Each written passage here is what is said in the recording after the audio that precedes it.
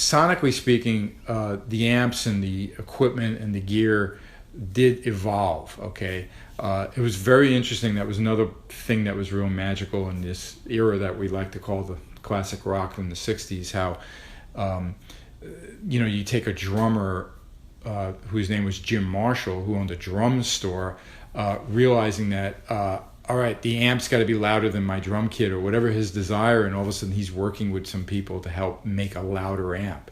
And then in the right hands, like in Eric Clapton, with one of his Marshall combos, you get this sound that we still seek out. If I'm in a music store and I hear a tone that's kind of like an early Marshall that Clapton played on the John Mayall album, my ear is just drawn to that, and that's what I want. Everybody wants to buy the pedal that will sound like that, make your amp sound like that. Jim Marshall wanted to, create an amp that could compete with a drum set played very loudly. So now the amps were getting bigger and louder and more sophisticated. And Fender, they work on these guitar designs that evolve and wind up to become super important tools in the hands of these creative artists from the 60s.